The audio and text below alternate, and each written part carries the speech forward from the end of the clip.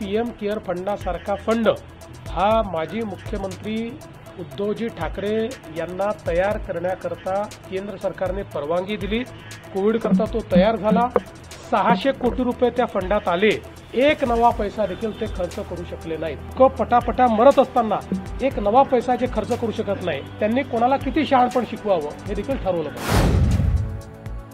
महाराष्ट्राच्या पुराच्या संदर्भामध्ये शेतकऱ्यांच्या मोठ्या आशा अपेक्षा लागलेल्या आहेत, काय चर्चा झाली? माननीय प्रधानमंत्री महोदयांना एक निवेदन मी दिलेलं आहे माझ्या वतीनं आणि आमच्या दोन्ही उपमुख्यमंत्र्यांच्या सहीने हे निवेदन आम्ही त्यांना दिलेलं आहे आणि त्यांना एकूण महाराष्ट्रातल्या पूर परिस्थितीची सगळी कल्पना मी दिली।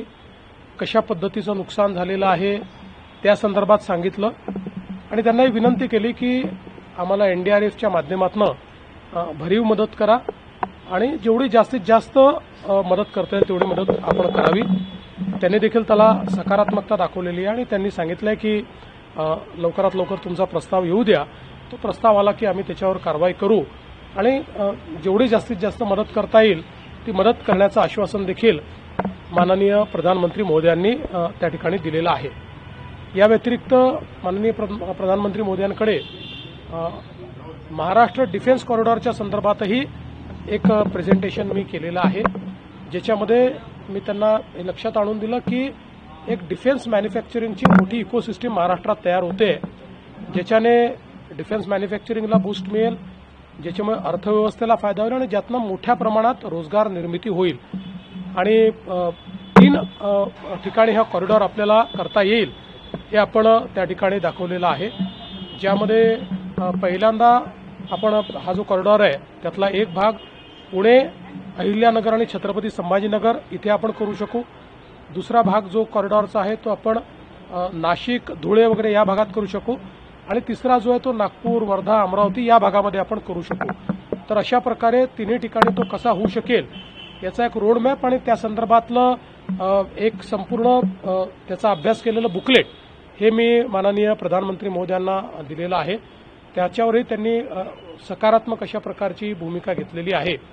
या व्यतिरिक्त गडचिरोलीमध्ये त्या ठिकाणी आपण अशी मागणी केली आहे की आपलं जे गडचिरोली कॉर्पोरेशन आहे, मायनिंग कॉर्पोरेशन, त्याला माइन्स देऊन आणि त्यातनं आपण जर मायनिंग डेव्हलपमेंट योग्य प्रकारे केलं तर त्याचा एक रोडमॅप मी मांडलेला आहे की आपण देशातलं सगळ्यात स्वस्त स्टील तयार करू शकतो आणि चायनापेक्षा देखील कमी रेटमध्ये आपण स्टील तयार करू शकतो आणि यासोबत ग्रीन स्टील तयार करण्याच्या संदर्भातला एक रोडमॅप हा देखील मी त्यांच्यासमोर ठेवलेला आहे आणि मला असं वाटतं की त्यालाही त्यांनी अतिशय सकारात्मकतेनं तो सगळा विषय घेतलेला आहे। त्यातनं जे काही आपल्याला गडचिरोलीला एक प्रकारे स्टील हब तयार करायचं आहे आणि देशाची स्टीलची गरज ही गडचिरोली भागवू शकतं अशी जी एक व्यवस्था आपल्याला उभी करायची आहे त्याला याच्यामुळे एक मोठा बूस्ट मिळणार आहे। त्यामुळे या व्यतिरिक्त अजून काही लहान मोठे विषय होते की ज्याच्यावर मी त्यांना ब्रीफिंग केलेलं आहे। ईज ऑफ डुईंग बिझनेसमध्ये महाराष्ट्र काय करतो आहे याही संदर्भातली सगळी माहिती मी त्यांना त्या ठिकाणी दिली आहे आणि कशा प्रकारे आम्ही आता अधिक सुलभता आणण्याचा प्रयत्न करतो हे देखील मी त्यांच्यासमोर प्रेझेंट केलं। पंतप्रधानांचा महाराष्ट्राला दौरा आहे का? पूर परिस्थिती बघणार आहे? प्रधानमंत्री महोदय पुढच्या महिन्याच्या 8 आणि 9 तारखेला महाराष्ट्रामध्ये येणार आहेत। पूर परिस्थितीच्या संदर्भात आत्ता तरी अशा प्रकारचा दौरा नाही। 8 आणि 9 तारखेला पंतप्रधानांचा दौरा कशा संदर्भात असणार आहे? एक फार मोठं इंटरनॅशनल फिनटेक फेस्टिवल होतं आहे।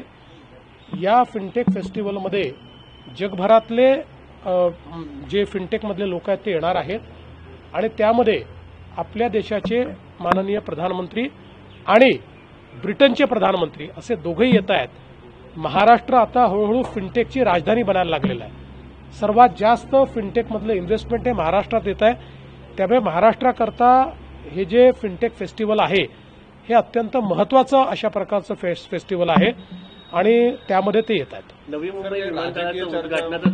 नवी मुंबईच्या विमानतळाचं उद्घाटन असेल किंवा मेट्रो 3चं उद्घाटन असेल हे देखील त्यावेळेस करतील. सर, काही राजकीय विषयांवर चर्चा झाली का असे अंदाज व्यक्त केले गेले? नाव देण्याच्या अनुषंगानं आहे तर ते नावाचं कुठपर्यंत आलेली आहे? निश्चितपणे नवी मुंबई विमानतळाला दिबा पाटील यांचंच नाव दिलं गेलं पाहिजे असा प्रस्तावही आम्ही केलेला आहे. त्या संदर्भात केंद्र सरकारचीही अनुकूलताच आहे. त्या संदर्भातली जी काही प्रोसेस आहे ती केंद्र सरकारमध्ये चाललेली आहे. त्यामुळे मला हा विश्वास आहे की नवी मुंबई विमानतळाला आम्ही दिबा पाटलांचं नाव देऊ शकतो. सर, राजकीय घडामोडींवर काही चर्चा झाली का? नाही, फारशी राजकीय घडामोडींवर चर्चा झालेली नाही. म्हटले की मोठी इन्व्हेस्टमेंट येणार आहे तर साधारणपणे डिफेन्स कॉरिडॉर झाल्यानंतर किती कोटीची किंवा किती लाखाची? मला असं वाटतं की आजच आपण जवळपास 60,000 कोटी रुपयाची इन्व्हेस्टमेंट आपल्याकडे आलेली आहे आणि निश्चितपणे एक भरीव इन्व्हेस्टमेंट ही अजून आपल्याला अपेक्षित आहे. मला असं वाटतं की हे डिफेन्स क्लस्टर आपण जर केलं तर त्यातनं 3 ते 5 लाख कोटी रुपयाची इन्व्हेस्टमेंट आपल्याकडे येऊ शकते. महाराष्ट्रामध्ये जे नुकसान झालेलं आहे परिस्थितीवरती आपण भेट घेतलेली आहे. साधारणतः किती मदत, कारण अनेकांना मदतीची अपेक्षा आहे राज्य सरकारकडून, आणि नुकसान किती झालेलं असेल साधारण? असं आहे की आता नुकसानीचा पूर्ण आढावा आपण घेतो आहोत. त्यामुळे या संदर्भात प्री मॅच्युअर बोलणं हे योग्य होणार नाही, ते आपल्या फायद्याचं देखील नाही. पूर्ण नुकसानीचा आढावा झाल्यानंतरच त्याचं स्टेटमेंट आपण केंद्र सरकारला पाठवू, कारण हे काही स्टेटमेंट वारंवार बदलता येत नाही, ते एकदाच पाठवता येतं. त्याच्यामुळे त्याचा पूर्ण अंदाज आला आणि स्टेटमेंट पाठवलं की ते तुम्हालाही रिलीज केलं जाईल. 2 दिवसामध्ये देखील पाऊस येण्याची शक्यता व्यक्त केली जाते. नागरिकांना काय आवडतं? तर मी ऑलरेडी या ठिकाणी नागरिकांना 2 दिवसापूर्वीच याची कल्पना दिली आहे, शेतकऱ्यांनाही कल्पना दिली आहे की एक लो प्रेशर बेल्ट तयार होतोय. त्यामुळे पुन्हा 27-28 किंवा त्या दरम्यान मध्य महाराष्ट्रात किंवा महाराष्ट्राच्या काही भागामध्ये अतिवृष्टी होऊ शकते. त्या दृष्टीने सरकार देखील अलर्ट मोडवर आहे आणि नागरिकांनी जी काही सतर्कता त्या दृष्टीने घेता येईल त्यांच्या परीनं ती त्यांनी घेतली पाहिजे. कर्जमाफीची मागणी सुरू आहे सर, तर कधीपर्यंत काय होणार आहे? काय अनाउन्समेंट होणार आहे का हिवाळी अधिवेशनात? या संदर्भात यापूर्वीच आम्ही सांगितलेलं आहे की कर्जमाफीच्या संदर्भात आम्ही आमचं घोषणापत्र आहे त्या घोषणापत्रामध्ये हे आश्वासन दिलेलं आहे. त्यामुळे त्या आश्वासनाची पूर्तता आम्ही निश्चितपणे करणार आहोत. ती आता कधी करायची, कशी करायची या संदर्भातली आमची एक समिती तयार झालेली आहे. ती समिती त्याचा अभ्यास करते, कारण कर्जमाफी काही वारंवार करता येत नाही. त्यामुळे ती करत असताना ती अधिक इफेक्टिव्ह कशी होईल हा आपला प्रयत्न आहे.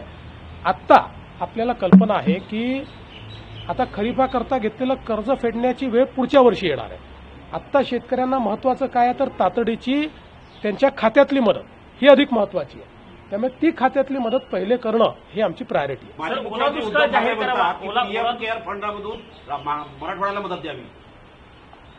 खरं म्हणजे या ठिकाणी पीएम केअर फंडासारखा फंड हा माजी मुख्यमंत्री उद्धवजी ठाकरे यांना तयार करण्याकरता केंद्र सरकारने परवानगी दिली.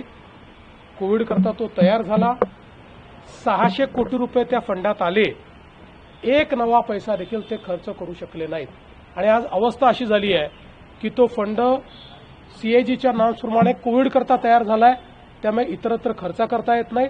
त्यामुळे आता त्याच्या नेमकं काय करायचं या संदर्भात आमच्यासमोर प्रश्न आहे. त्यामुळे 600 कोटी रुपये आपल्या फंडात असताना, लोकांनी ते दिलेले असताना आणि लोक पटापटा मरत असताना एक नवा पैसा जे खर्च करू शकत नाही, त्यांनी कोणाला किती शहाणपण शिकवावं हे देखील ठरवलं पाहिजे.